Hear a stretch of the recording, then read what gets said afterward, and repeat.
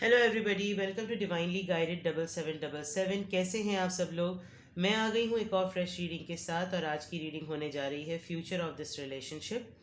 आप अपने रिलेशनशिप की किसी भी स्टेज में हो, क्रश हो, बिगनिंग हो, कमिटमेंट में हैं, एंगेज्ड हैं, शादी में हैं या एक्स्ट्रा मैरिटल अफेयर में हैं, आप यकीनन अपने रिलेशनशिप के फ्यूचर को लेकर ज़रूर कंसर्न होंगे।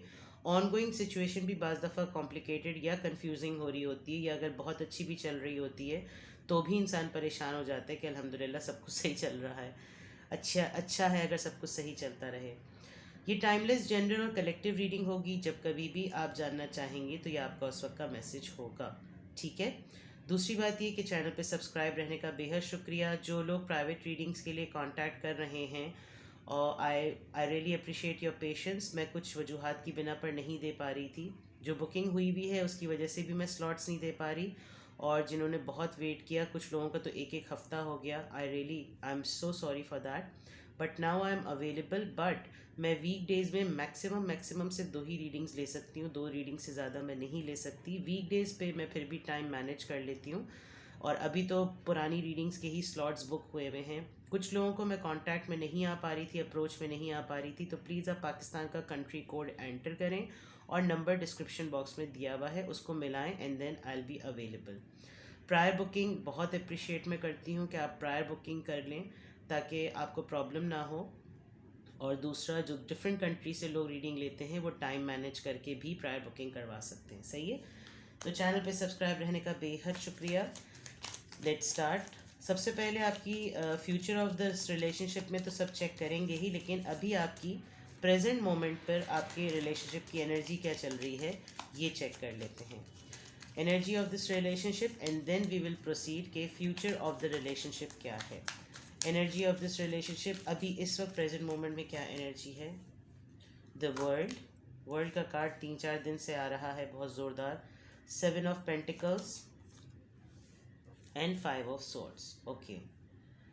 अगर आपके रिलेशनशिप की, अगर इस वक्त at the moment, at very present moment देखा जाए तो कोई फेज़ आपकी रिलेशनशिप का कंप्लीट हुआ है, मे बी कोई पेंडिंग कंप्लीट हुई है। आपने थोड़ा इस रिलेशनशिप से या तो ब्रेक लिया है और आपने जितना इन्वेस्टमेंट करना था इन्वेस्टमेंट कर दिया। आपने अपने एंड पर इस रिलेशनशिप में जितना इनपुट देना था दे दिया। अब आपको थोड़ा सा एक फ्री स्पिरिट होने का दिल चाह रहा है। दूसरी तरफ आपने जितनी वर्किंग करनी थी फैमिली के पॉइंट ऑफ व्यू से, रिलेशनशिप की बॉन्डिंग के पॉइंट ऑफ व्यू से, आप जितना अपने एंड पर दे सकते थे दे चुके हैं। Now it's time for you कि आप उसके उसके रिज़ल्ट का वेट कर रहे हैं। चाहे आपका बिगनिंग लेवल पर है, मिड लेवल पर है, या आप ऑफिशियल पार्टनर्स हैं, आप उसकी बिगनिंग, आप उसके रिज़ल्ट का वेट कर रहे हैं। रिज़ल्ट किसी भी फॉर्म में, फॉर एग्जांपल कमिटमेंट की फॉर्म में, ऑफिशियल होने की फॉर्म में।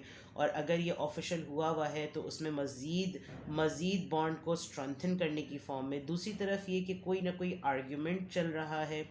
विद दिस 5 ऑफ सॉर्ड्स आपका लग रहा है कि आपकी फैमिली का, इन लॉज हों अगर आप मैरिड हैं, नहीं तो फिर आप दोनों में से किसी की फैमिली का, यानी कि कोई इंटरफेरेंस बहुत ज़्यादा है, कोई इंटरवेंशन बहुत ज़्यादा है, कोई इंटरवीन कर रहा है जिसकी वजह से आप दोनों के दरमियान अननेसेसरी से आर्ग्यूमेंट्स हो रहे हैं। यानी कहीं ऐसे आउट ऑफ द ब्लू जो है वो कोई लड़ाई हो जाती है, कोई बात निकल आती है जिसमें आप लोगों की बहुत सीरियस आर्ग्यूमेंट भी हो जाता है। यानी कोई एक रोने लगता है तो कोई एक चिढ़ने लगता है, और मसला आप लोगों का नहीं है, मसला किसी और का है। तो ये चीज़ तो इस वक्त आपके रिलेशनशिप की करंट एनर्जी में नज़र आ रहा है। नाउ अब हम प्रोसीड करते हैं कि future of this relationship. Future of this relationship, please मुझे गाइड कीजिए my angels, my spirit. Future of this relationship. 3 of cups, 7 of cups, water sign बहुत स्ट्रांग है। King of pentacles, Taurus Virgo Capricorn. 7 of cups, Cancer Scorpio Pisces, and king of cups. आपकी life में 2 लोग हैं। शायद आप confuse हैं 2 लोगों को लेकर, इसीलिए शायद 7 ऑफ पेंटिकल्स है कि आप किसी रिलेशनशिप के रिजल्ट का एंड वेट कर रहे हैं। तो यहाँ तो बहुत क्लियरली नज़र आ रहा है। 7 ऑफ कप्स से ऑप्शंस भी लग रहे हैं, लेकिन आपकी चॉइस जो है वो उसकी तरफ है जहाँ पर आपका दिल है। जहां आप अपने दिल की बात मान रहे हैं, और ये दो पार्टनर्स आपकी लाइफ में हैं, चाहे आप मेल हो या फीमेल। एक फाइनेंशियली बहुत स्ट्रांग है और एक दिल से बहुत स्ट्रांग है। दोनों जेन्युइन हैं, दोनों मैच्योर हैं, और आपको बाज़ दफ़ा ये नहीं समझ में आता होगा कि किसकी तरफ जाएं और किसकी तरफ ना जाएं, बिकॉज बीच में ही 7 ऑफ कप्स आया है। दूसरी तरफ फ्यूचर ऑफ दिस रिलेशनशिप अगर मैं देखूं, तो अगर आपको चॉइसेस का प्रॉब्लम हो रहा है, आपकी एक रीडिंग जो यहाँ से स्टार्ट हो रही है विद द वर्ल्ड से, वही चीज़ यहाँ रिफ्लेक्ट हो रही है। आप अपनी पूरी ज़िंदगी में एक फ्री स्पिरिट की तरह ज़िंदगी गुजारना चाहते हैं। आप चाहते हैं कि आपकी जब कभी भी कहीं शादी हो, या आप अभी इस वक्त शादी में भी हैं, तो आपके ऊपर पाबंदियां ना हों। और पाबंदियां इस तरह से ना हों कि भाई रोक टोक या सवाल जवाब, और आप अपने फ्रेंड्स को प्रायोरिटी देते हैं, तो शायद आपके पर्सन जो है वो इस बात को फील करते होंगे कि बीइंग अ पार्टनर रिलेशनशिप में होते हुए इनकी प्रायोरिटी इनके फ्रेंड्स हैं, या इनकी प्रायोरिटी पार्टी है, इनकी प्रायोरिटी सेलिब्रेशन है। एक और बात ये यहाँ नज़र ये आ रही है कि आप बहुत नॉस्टैल्जिक रहते हैं, यानी कि बहुत दफ़ा जो है वो आप पास्ट में ही रहते हैं। आप हर चीज़ को पास्ट के पर्सपेक्टिव से देखते हैं, प्रेजेंट मोमेंट में आप नहीं देखते कि आप ख़ुद कितने बदल चुके हैं और आपका पार्टनर कितना बदल चुका है। बहुत कच्ची उम्र के लोग मुझे यहाँ पर नहीं लग रहे। It could be early 30s वाले लोग लग रहे हैं, टीनेजर्स तो बिल्कुल भी नहीं लग रहे। और बहुत सारे लोगों का रिलेशनशिप जो है वो बहुत पुराना है, यानी आप समझ लीजिए कि टीनेज से अगर आप लोगों की दोस्ती, आप लोगों की मोहब्बत है, तो वो टिल डेट चल रही है। ठीक है, तो फ्यूचर ये है कि आपकी लाइफ में दो लोग हैं, और इन दो लोगों में चॉइस करना आपने उस पर डाला है कि जो आपका दिल जीते, या तो आपका दिल जीते या आपका दिल जिसकी तरफ जाए। दूसरी तरफ ये कि अगर 3 किंग्स आ जाते हैं, तो इसका मतलब आपको कोई अथॉरिटी मिलने वाली है, आपका कोई नाम होने वाला है, आपका कोई बाकायदा तौर पर जो है वो जिसे कहना चाहिए कि आपको कोई रुतबा मिलेगा। लेकिन यहाँ 2 ऑफ कप्स, 2 किंग्स आए हैं, यानी किंग ऑफ कप्स और king of pentacles, which shows कि आपकी लाइफ में या तो आप चाहते हैं कि ये दोनों लोग मेरी लाइफ में रहें, एक आपके लवर हो सकते हैं, एक आपके हस्बैंड हो सकते हैं। और अगर आपकी लाइफ में 2 ख़वातीन हैं, तो इन दोनों की एनर्जी जो है वो मैस्कुलिन है। एक फाइनेंशियली बहुत स्टेबल है और एक बहुत जेन्युइन हार्ट होल्डर हैं। तो और आपको ये प्रॉब्लम, ये मैं मेल्स के लिए कह रही हूँ जो मेरे मेल व्यूअर हैं। ऑन दी अदर पार्ट, आपका दिल उस तरफ जाता है क्योंकि आपके इमेजिनेशन में ऐसा पर्सन है, लेकिन जो प्रैक्टिकलिटी लाइफ की नीड है उसमें आपको ये पर्सन प्रॉपर लगता है। दोनों अपने अपने एंड पर बहुत स्ट्रॉन्ग हैं, दोनों अपने अपने एंड पर बहुत स्टेबल हैं, लेकिन आपको इन दोनों ही की तरफ से जो आप कन्फ्यूजन का शिकार हैं, वो इसलिए बिकॉज ये दोनों किंग्स ऐसे होते हैं, यानी ये जो किंग्स की एनर्जी होती है कि ये किसी के लिए कुछ करते नहीं हैं, मतलब डिलिबरेटली ये नहीं कि कुछ करना नहीं चाहते, लेकिन ये एक्शन ओरिएंटेड नहीं होते। जैसे किंग ऑफ वॉन्ड्स होता है, वो बहुत पैशनेट होता है, उसकी बॉडी में और उसकी एनर्जी में बहुत physical intimacy, physical attraction, love, passion बहुत होता है। लेकिन किंग ऑफ पेंटिकल्स थोड़े से लेज़ी होते हैं, पैसा इनके पास बहुत होता है। और किंग ऑफ कप्स किसी के लिए एक्शन नहीं लेते, लेकिन वो अपने जेस्चर से शो करते हैं कि वो कितने मोहब्बत करने वाले। और ये जो दोनों हैं, ये दोनों सेल्फ सेंटर्ड हैं। एक पर्सन आपको बहुत दूर से बहुत क्लोजली मॉनिटर करते हैं, और उनको मालूम है कि आपने कहीं नहीं जाना, घूम फिर कर आप इन्हीं के पास आना, बिकॉज आपके भी मूड स्विंग्स हैं। प्रैक्टिकलिटी पॉइंट ऑफ व्यू से आपको ये पर्सन ज़्यादा मुनासिब लगता है, लेकिन दिल के पॉइंट ऑफ व्यू से आपको ये पर्सन ज़्यादा मुनासिब लगता है। क्योंकि जो मैंने यहाँ पर आपकी एक बात कोट की है, आप अपनी लाइफ का फ्यूचर भी एक डिफरेंट वे में देखते हैं, और आप इस रिलेशनशिप का फ्यूचर भी यहाँ पे डिफरेंट वे में नज़र आ रहा है। फॉर एग्ज़ाम्पल, ये जो आर्ग्यूमेंट मुझे नज़र आ रहे हैं, आपकी लाइफ में कुछ आपके फ्रेंड्स हो सकते हैं, आपकी कज़न्स हो सकते हैं, या आपके कोई कोलीग्स ऐसे हो सकते हैं जो आपकी लव लाइफ को लेकर या आप रिलेशनशिप की लाइफ को लेकर इंटरवीन करते हैं। आप शायद उनके साथ हर मैटर डिस्कस करते हैं, और उनके ओपिनियन की बेसिस पर जब कभी भी आप अपनी लाइफ में कुछ अप्लाई करते हैं तो फड्डा हो जाता है। तो यहाँ मुझे नज़र आ रहा है आपने किसी की तरफ कच्चे कान दिए हैं, किसी ने आपकी स्मूथ ज़िंदगी के अंदर जो है वो पंगा करने की कोशिश की है, और यहाँ पर प्रॉब्लम अपीयर हुई है। फॉर श्योर आपकी लाइफ में दो लोग हैं और ये चीज़ मैंने बता दी। तो फ्यूचर ऑफ दिस रिलेशनशिप ये है कि आपको डिसीजन लेने में प्रॉब्लम होगी, आप डिसीजन लेने में मसला करेंगे। आपकी कुछ बेसिक फाउंडेशंस हैं और वो बेसिक फाउंडेशंस ये हैं कि भाई आपका एक सेट पैटर्न है, चाइल्डहुड पैटर्न है मोहब्बत मिलने का। ये आपको हो सकता है कि बचपन में ही आपको कुछ ट्रॉमाज ऐसे मिले हों, जब आपकी जो राइट एज हो उस वक्त राइट एज में आपको राइट पार्टनर ना मिला हो, तो जिसने आपको टच किया, आपके दिल को टच किया, टच मीन्स यूँ वाला टच नहीं, जिसने आपकी सोल को टच किया, जिसने आपके दिल को टच किया, वो आपका एक बचपन का पैटर्न है। और उस बचपन के पैटर्न में जो प्रायोरिटी है वो आपके फ्रेंड्स भी हैं। और उसी के साथ साथ जब आपको कोई ये पर्सन मिला है तो आप उसी की बेसिस पर अपनी लाइफ को लेकर चल रहे हैं, जिसकी वजह से आपको फ्यूचर बाज़ दफ़ा समझ में भी नहीं आता कि आपके ख़ुद के मूड स्विंग्स जो हैं वो क्लैश कर जाते हैं कि भाई मेरी क्या चाह है, मुझे क्या, मैं क्या चाहती हूँ या मैं क्या चाहता हूँ। तो उस पॉइंट ऑफ व्यू से एक बात मैं बहुत अच्छी बता दूं, आपकी लाइफ में ये जो दोनों लोग हैं ये बहुत जेन्युइन हैं, बहुत प्रैक्टिकल हैं। एक पर्सन बहुत प्रैक्टिकल, बहुत फाइनेंशियली अबंडेंट है और ऐसा कतई नहीं है कि ये बिल्कुल फ़कीर होंगे, ऐसी बात नहीं है। लेकिन हर पर्सनालिटी का सॉरी एक से दो एक सिग्निफिकेंट ट्रेड्स होते हैं। तो इन दोनों पर्सनालिटी में सिग्निफिकेंट ट्रेड्स ये हैं कि एक बहुत मैच्योर एज और बहुत जेन्युइन है, और दूसरा बहुत मैच्योर एज और बहुत प्रैक्टिकल है।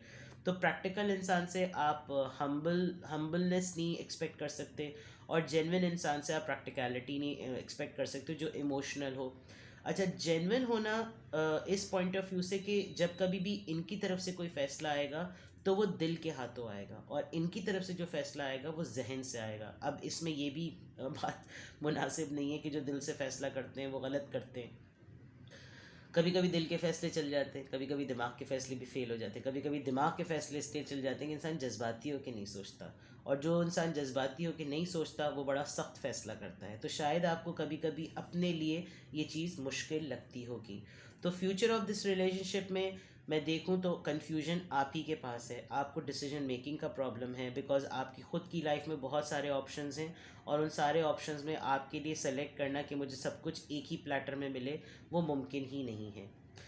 For bottom of the deck wheel of Fortune, there is a possibility कि आप सब कुछ छोड़ छाड़ कर ट्रैवल करने चले जाएं, देर इज़ अ पॉसिबिलिटी कि आप दोनों ही को छोड़ दें, लेकिन देर इज़ अ पॉसिबिलिटी कि आप कुछ अपनी स्टेबिलिटी का भी वेट कर रहे हैं, और ये होगा। किसी ने आपसे घर को बनाने की कमिटमेंट की है, किसी ने, या तो आपने कंडीशन सेट की है कि अगर मुझसे शादी करनी है तो मुझे अलग घर करके दो। यहाँ पे भी घर नज़र आ रहा है, यहाँ पे भी घर नज़र आ रहा है, लेकिन यहाँ पर दिल नज़र आ रहा है, और यहाँ पे भी पीछे एक घर नज़र आ रहा है। तो कोई ना कोई बात ऐसी, कोई कंडीशन ज़रूर सेट है कि आपने कोई बाड़ लगाई है, आपने कोई शर्त लगाई है कि मैं उसी की होंगी या मैं उसी का होऊंगा जो मुझे घर करके देगा, यानी फैमिली बना कर देगा। कोई किसी ने किसी को अलग घर में रखने की बात की होगी कि मैं तुम्हें सीक्रेट पार्टनर की तरह रखूं, हम इसको ऑफिशियल ना करें, ब्ला ब्ला ब्ला ब्ला ब्ला। लेकिन कुछ लोग, बहुत लिमिटेड सर्कल के लोग आपके इस रिलेशनशिप को बहुत ऑब्वियस वे में जानते हैं, और या तो आपने ख़ुद अपने आप से अंदाज़ा लगाया हुआ है, और ख़ुद आप, क्योंकि देखें यहाँ पे भी व्हील ऑफ फॉर्च्यून में वही चीज़ें हैं जो यहाँ पे रोटेट कर रही हैं। तो दैट मीन्स कि आपकी लाइफ में चॉइसेस का एक बहुत बड़ा मसला है, और बहुत सारी चॉइसेस में ये चॉइस का भी बड़ा मसला है कि आप किसकी तरफ जाएं। कुछ लोग अगर नो कांटेक्ट और ब्रेकअप में, तो उनके लिए ये डिसीजन भी बहुत कॉम्प्लिकेटेड है कि क्या वो वापस उसी की तरफ जाएं जो इनकी ज़िंदगी में पहले से मौजूद थे। तो ये चीज़ तो बहुत क्लियर नज़र आ रही है, ठीक है। और मज़ीद इसको देखते हैं, कहाँ गया ओशो स्टिक, और मज़ीद क्या बातें हैं।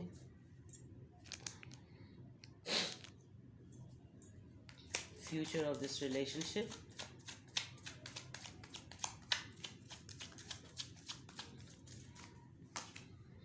compromise, exhaustion, healing, isolation, okay, harmony, number 10। आपको सेटिस्फाई करना भी बड़ा मुश्किल काम है। आप शायद कंडीशंस पर कॉम्प्रोमाइज़ नहीं करते, जो इस वक्त आपसे कंडीशन कही जा रही है उस पर आप बिल्कुल भी कॉम्प्रोमाइज़ करने को तैयार नहीं है, क्योंकि आप ख़ुद बहुत ज़्यादा फ्रस्ट्रेशन और थकावट का शिकार लग रहे हैं। एक बचपन वाली बात मैंने कही थी, मे बी ये एक ऐसा ट्रॉमा है जिस पे आपने खुद ही एक ऐसी ओपिनियन क्रिएट किया हुआ है कि जो मेरे साथ बचपन में हुआ मैं कभी भी नहीं चाहूँ वो मेरे साथ जवानी में या मेरी शादी की लाइफ में हो। मे बी आपने कोई ऐसा ट्रॉमा देखा है जो रिलेशनशिप के पॉइंट ऑफ व्यू से आपके जहन में बैठ गया है और आप उस पैटर्न को अपनी लाइफ में एग्जिस्ट होता हुआ नहीं एक्सेप्ट कर सकते। आपका दिल किसी एक बात पे ज़रूर अटका हुआ है और आप चाहते हैं कि मेरी लाइफ का जो भी पर्सन आए वो मेरे इस ट्रॉमा को कवर करे, हील करे, क्योंकि वो एक बचपन की बात है और बचपन में जो जहन में बात बैठ जाती है उसको चेंज करना बड़ा मुश्किल है। आप इस चीज़ को बहुत ज़्यादा लोगों के ऊपर ऑब्वियस भी नहीं करते, लेकिन डीप डाउन इनसाइड आप बहुत पत्थर के और बहुत कोल्ड नज़र आते हैं और आप बिल्कुल दुनिया से बाज़ दफ़ा बिल्कुल कट जाते हैं और कटने के बाद आपके पर्सन भी कंफ्यूज होते हैं कि भाई आखिर इसको मुझसे चाहिए क्या है। कभी एकदम से आ जाना, कभी एकदम से पलट कर पूछना भी ना। तो ये कुछ आपके मूड स्विंग से ज़्यादा मुझे आपके चाइल्डहुड पैटर्न्स लग रहे हैं जो कि आपने बनाए नहीं हैं, ये बन गए हैं। आपको ट्रस्ट इश्यूज भी हो जाते हैं बाज़ दफ़ा अपने पर्सन पर, जिनकी बेसिस पर आप नहीं चाहते कि आपके साथ वो कॉम्प्रोमाइज़ किए जाएं जो आपके पेरेंट में से किसी ने कॉम्प्रोमाइज़ किया होगा और आपने उनकी लाइफ को फुलफिल्ड नहीं देखा, जिसके लिए कभी कभी आपको कर्ज भी फील होता है कि क्यों मेरे पेरेंट में से किसी एक ने इतनी बुरी ज़िंदगी देखी, अगर उन्होंने ना देखी होती तो मैं मेरे अंदर भी ये बात ना आती। और ये चीज़ आपको काफ़ी हद तक पेन देती है। आपका दिल इस मामले में दुखा हुआ है जिसकी हीलिंग आप दूसरों से मांग रहे हैं और आप एक ऐसे पर्सन से भी मांग रहे हैं जो खुद ऑलरेडी इतना कोल्ड है। ये आपके दोनों में से कोई एक पर्सन हो सकते हैं और वो खुद आपके अंदर कुछ ढूंढते हैं, आप उनके अंदर कुछ ढूंढते हैं, जिसकी वजह से गैप आ जाता है। तो फ्यूचर ऑफ दिस रिलेशनशिप में थोड़ा बहुत मुझे ऐसा लग रहा है कि आप लोगों का चाइल्डहुड ट्रॉमा इन्वॉल्व है, आप लोगों के कुछ सेट फैमिली बैकग्राउंड के पैटर्न्स इन्वॉल्व हैं, जिसकी वजह से ये रीडिंग भी शायद इसीलिए मेरे जहन में आई कि फ्यूचर में देखा जाए कि क्या आप दोनों एज पार्टनर इतने सेंसिबल और मेच्योर हो गए हैं कि आप लोग इस रिलेशनशिप को लेकर चल सकें। और अगर चल सकते हैं, क्योंकि मुझे यहाँ पर डिफ़िकल्टीज़ नज़र आ रही हैं, प्रायोरिटीज़ सेट नहीं हैं दोनों में से किसी एक की, और एक पर्सन एक हद तक इन्वेस्ट करता है और फिर उसके बाद वो रुक जाता है जो कि टॉप में बिल्कुल क्लियर नज़र आया, फिर एकदम से उसकी प्रायोरिटी ऐसी बदलती हैं कि पार्टनर परेशान हो जाता है कि मैं इनकी लाइफ में एग्जिस्ट करता भी हूँ या नहीं। ये आप भी हो सकते हैं और ये आपके पर्सन भी हो सकते हैं, बिकॉज रीडिंग वाइस वर्सा भी होती है। ठीक है, आप दोनों, आप जिस भी पार्टनर को रिलेशनशिप में या अपने फ्यूचर में लें, आपका कोर फोकस या कोर गोल एजेंडा जो है वो है हार्मनी, यानी सेटलमेंट। आप अपनी लाइफ में फैमिली भी बनाना चाहते हैं, स्टेबिलिटी भी चाहते हैं, आप सुकून भी चाहते हैं, और इन तमाम चीज़ों को आप चाहते हैं कि एक कलेक्टिव टीम एफर्ट के साथ ये किया जाए। और टीम वर्क तभी होगा जब दोनों पार्टनर एक पेज पर होंगे। तो फ्यूचर ऑफ दिस रिलेशनशिप में कुछ सेट पैटर्न्स को बदलने की बहुत ज़्यादा ज़रूरत है। और देखते हैं, अब मैं पानी का ग्लास यहाँ पे रखूँगी बिकॉज बोलते बोलते मुझे कफ हो रहा है बहुत बुरा।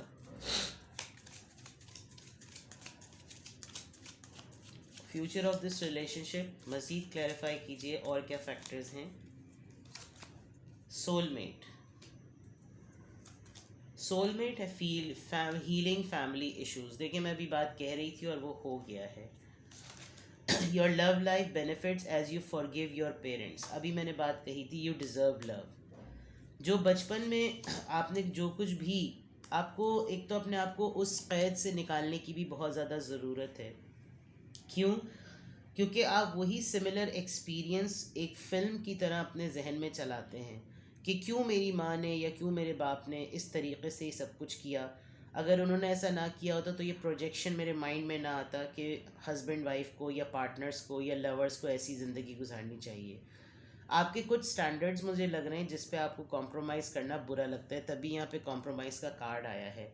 फॉर एग्ज़ाम्पल मैं फॉर एग्ज़ाम्पल कह रही हूँ, कोई हाथ उठाता है, एब्यूज़ करता है, किसी की एब्यूज़िव लैंग्वेज है, और अगर आपके पेरेंट में से कोई एब्यूज़िव लैंग्वेज बेयर करता था, उस वक्त स्टैंड नहीं लिया, तो आपके जहन में ही बात बैठ गई है कि एब्यूज़िव हो जाना सही होता है। ये मैं एग्ज़ाम्पल कह रही हूँ।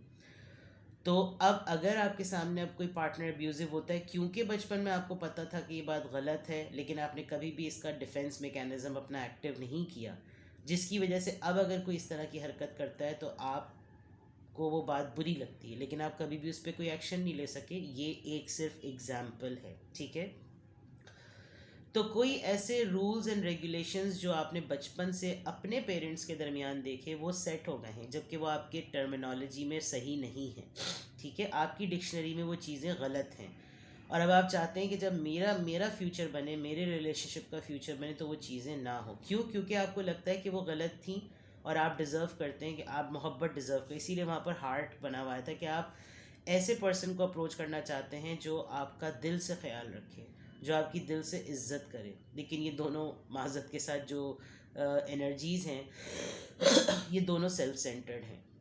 इनकी हमेशा से ये चाह होती है कि पहले इनको प्रायोरिटी दी जाए। ये ऐसा नहीं कि दूसरों के लिए कुछ नहीं करते, लेकिन इब्तिदा इन्हीं से होती है, शुरुआत इन्हीं से होती है। इनका पहले किया जाता है, बाद में ये सबका करते हैं। और ये कभी भी ऐसे नहीं है। ये जो दो एनर्जीज़ हैं ये हमेशा बहुत गिविंग एनर्जी होती है, लेकिन आपने इनको हमेशा पैम्पर करना है। ट्विन फ्लेम होता तो मुझे लगता है कि इस रिलेशनशिप का कोई फ्यूचर नहीं है, लेकिन सोलमेट है तो ये इस तरह के ट्विस्ट टर्न्स आएंगे।